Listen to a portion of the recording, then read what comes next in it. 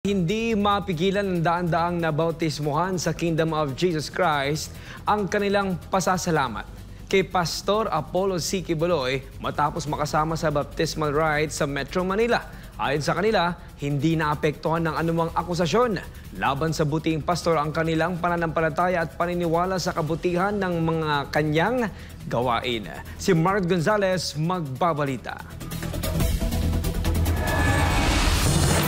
Kahit marami pong akong naririnig na kapintasan ni Pastor, hindi ko po inintindi yon kasi doon mo na lang titignan kung ano yung ambience, ano yung bawat isa na member at leader, mga brother and sisters, yung pag-uugali. Kasi doon mo makikita na kung totoo yung paratang kay Pastor, hindi ganito kaganda ang samahan. Kahit konti, wala. Kasi alam ko, heresy lang yun. Salita lang yun. Kasi alam mo ba, kung talagang may ginagawa siyang masama, hindi siya ganyan magsalita. Pero alam ko, wala. Kasi yung nag-askusa sa kanya, ginagawa niya, nangailangan lang yun ng kwarta. Hindi ko alam. Pero may tao na sa likod na yun, kaya ipagdasal na lang natin sila. Yan ang ilan lamang sa mga pahayag ng mga nabautismuhan sa ginanap na baptismal rites ng Kingdom of Jesus Christ o KOJC sa Metro Manila.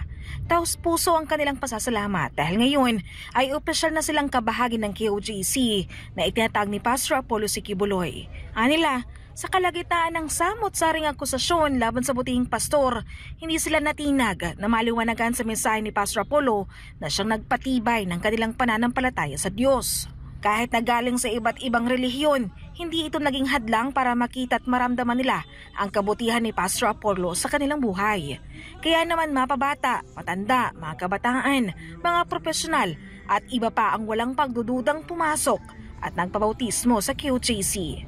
Lahat sila ay puno ng kagalakan sa pananalangin, pagpupuri at pagsamba sa amang makapangyarihan at buong kasabikan sa pakikinig sa mensahe ng KOJC leader. Tunay ngang you cannot put a good man down. Sa kabila po ng mga akusasyon laban kay KOJC leader Pastor Apollo C. Quiboloy ay patuloy pong lumalakas ang kanyang kongregasyon at patunay po dyan yung mga daan-daang nandito ngayon para sa kanilang baptismal rites dito sa buong National Capital Region. At sila po hindi pinilit kundi buong puso pong narito sila ngayon at puno po ng kagalakan para maging kingdom citizen. Despite sa lahat ng mga pinagdaanan na pinakaharap ngayon ng Kingdom Nation, ang mga kaso kay Pastor, yung mga binabato ng mga accusation sa kanya, hindi po yun naging balakid sa lahat ng mga bagong newly baptized.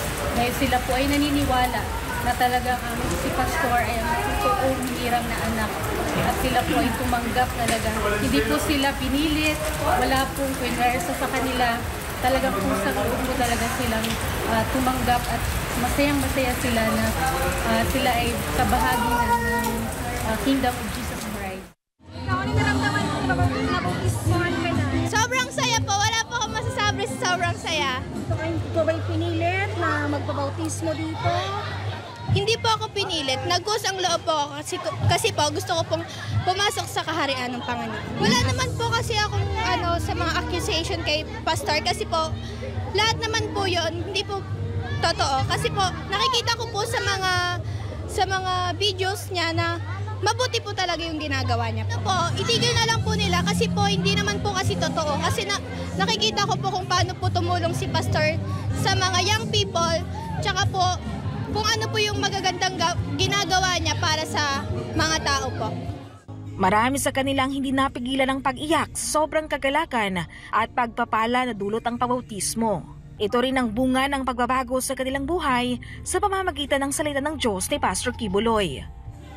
Ang pag-iyak ko galak na napasama ako. Naiyak ako dahil galing naman sa puso ko na walang pagdududa, walang alinlangan. Yun ay tuloy-tuloy sa puso ko at sa kaisipan ko upang mabusog din ang espiritu ko kasi matagal kong hinihintay. Lubos naman ang pasasalamat ng isa sa mga coordinator ng KOJC na si Maluman Lapas sa tagumpay ng baptismal rites. Ito ay naging posible dahil nanatiling matatag si Pastor Apollo sa gitna ng mga pinagdadaanan ng KOJC. Tunay niyang huwaran si Pastor Apollo sa lahat ng bagay. Mahal na Pastor, papasalamat po kami. Talagang kayo po ang aming sandigan, Pastor. Kahit po sa lahat ng mga pinagdaanan niyo po, nanatili po kayong matatag. Binibigyan niyo po kami ng kalakasan. Ganun din po sa mga bagong pumasok. Talagang sila po ay naniniwala, Pastor, na ang lahat ng ito ay talagang paninirang puri lamang po talaga sa inyo. Salamat po, Pastor, na kami po ay nandito po sa kaharian. Kung wala po kayo, wala po kami dito. Salamat po sa naganap na event na ito na talagang pinangunahan niyo po ang lahat. Maraming salamat po. Dagdag pa ng coordinator, marami pang baptismal rites ang nakaschedule sa iba't ibang bahagi ng Pilipinas at sa buong mundo kung saan libo-libong inaasahang papasok sa KOJC ngayong taon. Para sa Diyos at Pilipinas Kumahal, Margaret Gonzalez, SMNI News.